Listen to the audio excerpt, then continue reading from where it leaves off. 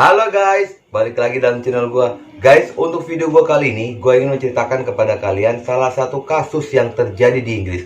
Kasus ini menimpa seorang anak yang dia memiliki karakter santun, baik, cerdas, bahkan penurut kepada orang tuanya.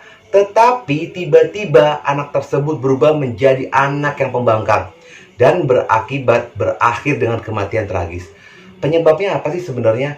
Yuk, mari kita simak.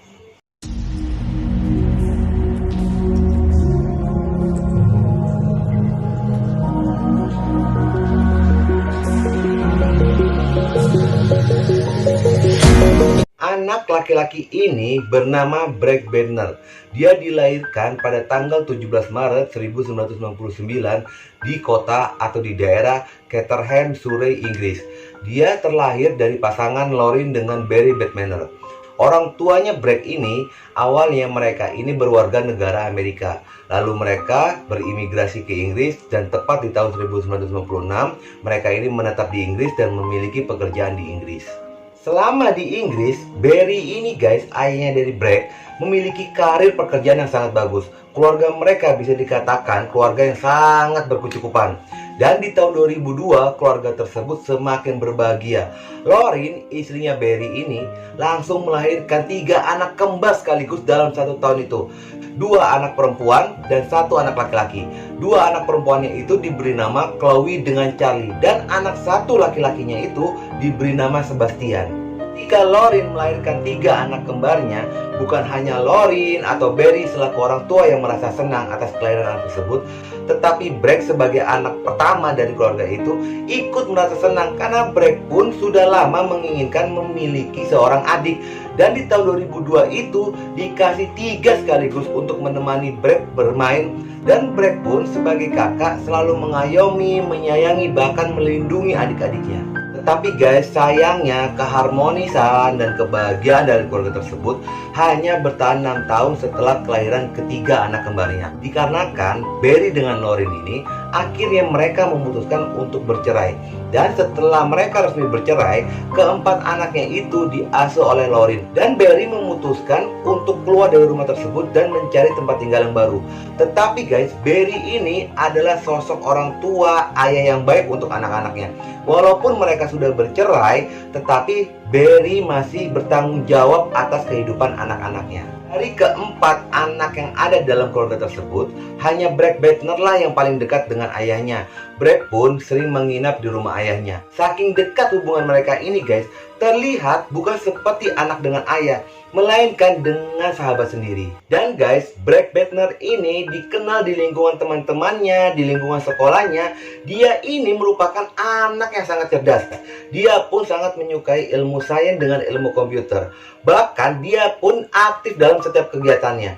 Saking aktifnya, dia sampai pernah mengikuti pelatihan angkatan darat. Tetapi guys, Brad Bednar ini adalah anak remaja. Dia pun di sela-sela waktu kosongnya, dia menghabiskan waktu dengan game online. Bahkan dia itu memiliki aplikasi khusus agar bisa berkomunikasi dengan teman-temannya ketika sedang bermain game online tersebut. Sementara itu guys, di sisi lainnya, Lauren secara perlahan dia bisa membuka hatinya untuk pria lain. Dan dia pun menemukan sosok tersebut di dalam ruang lingkup kerjanya. Lauren dengan pria tersebut merupakan guru di sekolah dasar di tempat tinggalnya itu berada.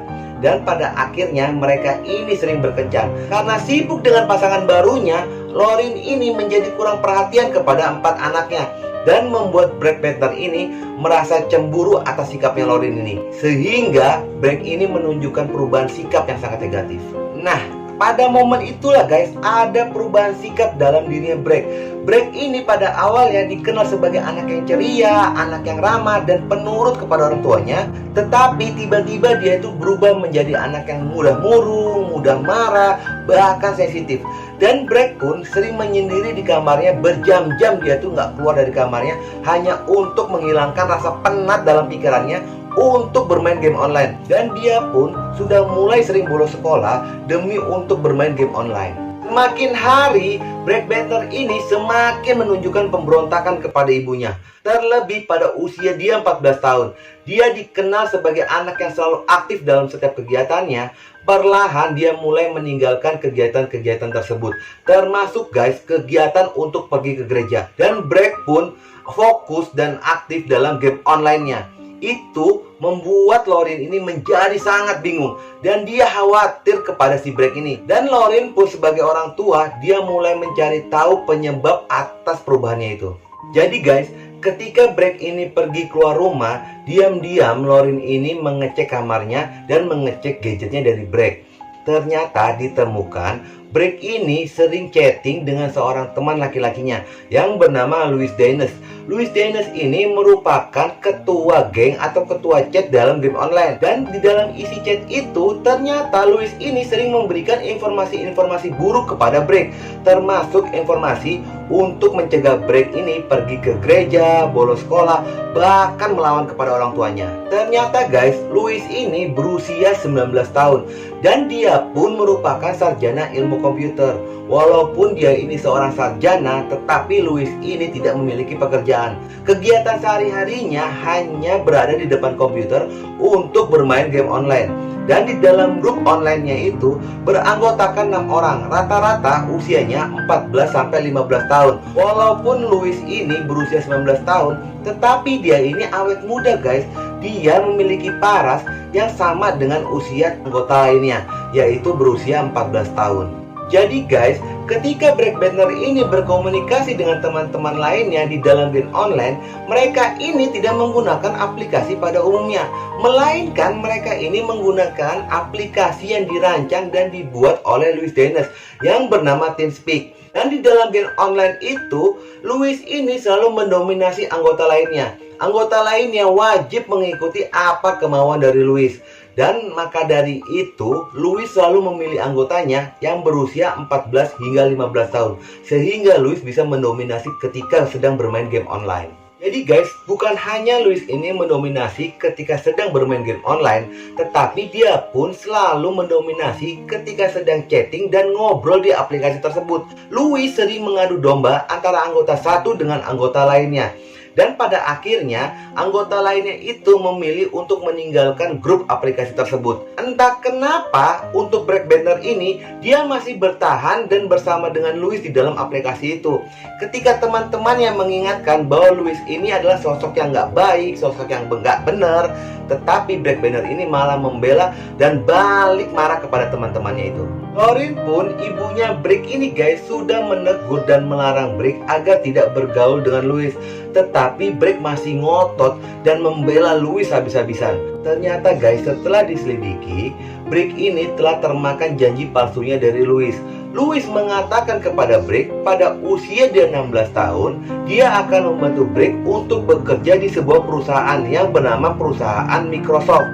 Dengan termakan hasutan dari Louis itu, sehingga membuat Brad ini menganggap Louis sebagai dewa penolong. Karena kan guys, Lauren ini melihat perubahan sikap yang sangat drastis yang dialami oleh Brad ini, membuat khawatirlah di dalam hatinya Lauren. Akhirnya Lauren pun bersikap tegas kepada Brad dengan memutuskan server internetnya agar bisa membatasi komunikasi mereka berdua. Tetapi guys, itu hanya berjalan sebentar. Brad dengan Louis ini selalu menemukan jalan agar mereka ini bisa saling berkomunikasi. Dikarenakan mereka ini selalu berkomunikasi, akhirnya pada tanggal 17 Desember 2013, Lauren ini memutuskan untuk melaporkan kejadian tersebut kepada pihak kepolisian. Lauren melaporkan dan mengatakan kepada pihak kepolisian, dia mengkhawatirkan Brad ini akan terlibat kasus teroris. Dikarenakan Brad pernah menceritakan bahwa Louis ini merupakan sosok yang anti pemerintah, bahkan anti dengan agama guys. Ketika mendengar laporan itu, pihak kepolisian malah mengabaikan laporan dari Lauren. Bahkan pihak kepolisian pun tidak mengecek latar belakang dari Louis. Sehingga pada 1 jam berikutnya setelah laporan itu masuk, polisi langsung menutup kasus tersebut. 2 bulan berikutnya guys, tepatnya pada tanggal 16 Februari 2014, Louis ini menelpon Brad dan dia mengatakan dia ingin menyerahkan perusahaan yang bernilai jutaan pound sterling. dan dia ingin mengajari kepada Brick ini cara menjalani perusahaan tersebut agar Brick bisa menjalani secara mandiri. Dikarenakan Brick ini pada dasarnya memang mempercayai apa yang dikatakan oleh Louis, lalu dia sangat setuju dan antusias sekali atas tawaran tersebut. Dan pada akhirnya Brick pun memutuskan untuk bertemu dengan Louis. Pada sore harinya guys, Brick ini menginap di rumah ayahnya. Lalu dia ini meminta izin kepada ayahnya untuk menginap di rumah temannya yang masih berada di sekitaran rumah tersebut dan hanya berbeda blok saja. Lalu mendengarkan seperti itu, Barry selaku ayahnya ini merasa senang karena dia itu merasa ada perubahan dalam dirinya Brick. Brick mau membuka hatinya untuk dunia luar dan dia tidak hanya diam dan menyendiri di dalam kamar. Lalu Barry pun mengizinkan Brick untuk menginap di rumah temannya tersebut. Dan Brick pun pergi keluar guys. Ternyata guys, Brick itu berbohong. Ketika dia sudah berada di luar rumah, dia agak pergi menjauh dari rumah ayahnya.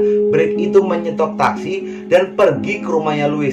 Sedangkan guys, dari rumah ayahnya ke rumah Louis ini berjarak sekitar 30 mil jauhnya.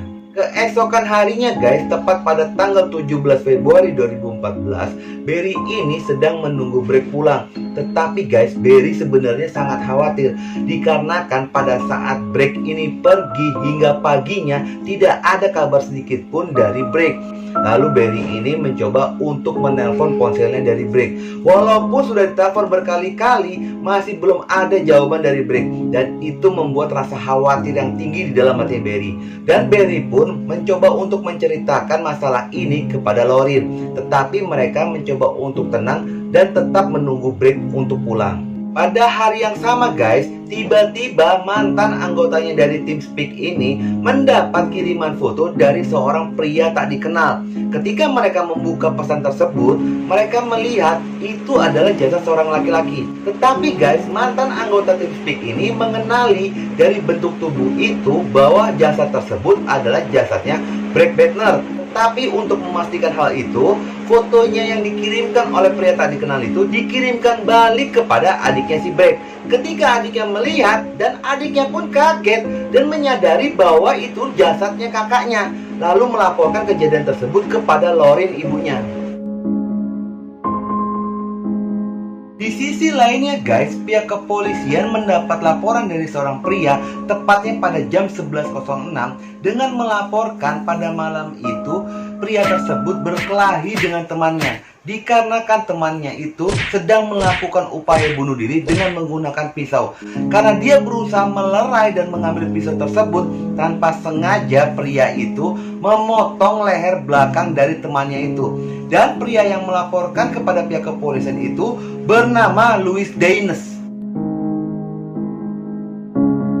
Sesampainya pihak kepolisian di lokasi kejadian, benar saja guys, pihak kepolisian telah menemukan jasadnya dari Brick Battner ini sudah tewas di lantai dengan kondisi berlumuran darah guys. Dan ditemukan adanya luka sayatan di belakang lehernya Brick. Dan Brick pun tewas dengan kondisi tangan dan kaki terikat oleh lakban. Ketika pihak kepolisian melakukan penyelidikan lebih lanjut, ternyata tidak ditemukan tanda-tanda adanya perkelahian di dalam kamar tersebut, dikarenakan kamar itu masih dalam kondisi rapi dan bersih. Ketika polisi memeriksa kamar mandi itu, ternyata guys ditemukan handphonenya dari Brick dan handphonenya dari Louis ini terendam bersamaan di dalam sebuah wastafel yang berisi dengan air. Berdasarkan hasil penyelidikan pihak kepolisian serta bukti-bukti yang didapat ketika di tempat kejadian, Louis Daines ini langsung ditangkap dan ditetapkan sebagai tersangka oleh pihak kepolisian. Ternyata guys, Louis Daines ini merupakan predator yang sangat sadis. Dia selalu membujuk korbannya untuk datang ke rumahnya lalu diperkosa. Ketika korban itu memberontak dan mengancam Louis Daines, korbannya itu selalu dibunuh guys. Menurut catatan pihak kepolisian, pada tahun 2011 Louis Daines ini pernah mendapat tuduhan telah memperkosa anak laki-laki. Tetapi pada saat itu kasusnya kekurangan bukti, sehingga Louis Daines ini bebas dari jeratan hukum. Atas perbuatannya, tepat pada tanggal 12 Januari 2015, pengadilan Inggris menjatuhi hukuman selama 25 tahun masa penjara kepada Louis Daines. Tetapi guys, masalah ini tidak selesai sampai di sini aja.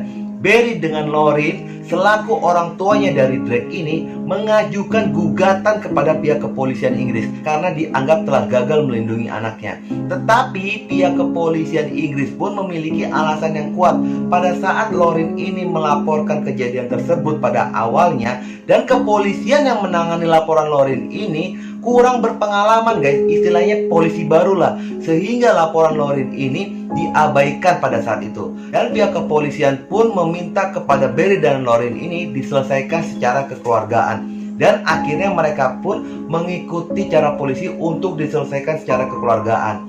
Dan pihak kepolisian pun berjanji akan memberikan pelayanan yang lebih baik lagi untuk masyarakat Inggris. Pada kematian Drake ini guys, ada hal yang sangat menyedihkan yang dialami oleh Lauren. Ternyata tanggal pada kematian Drake ini bertepatan dengan hari ulang tahunnya Lauren.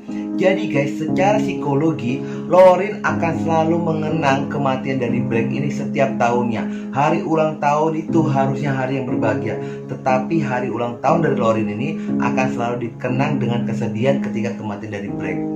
Itulah guys kisah tragis kematian seorang anak yang tewas di tangan pedofil. Dari kisah ini banyak guys pelajaran yang bisa kita ambil, terlebih sebagai orang tua. Kita agar lebih waspada dan berhati-hati untuk mengawasi anak-anak kita ketika dia sedang berkomunikasi atau sedang menjalin hubungan dalam dunia maya. Seperti yang kalian tahu guys, dalam dunia maya itu jaringannya sangat luas. Bisa saja anak kita ini berkomunikasi dengan seorang kriminal, bahkan orang yang memiliki kelainan seks. Dengan kisah ini kita harus terus berhati-hati dan waspada. Oke guys, dan jangan lupa ikuti terus video gua. Oke?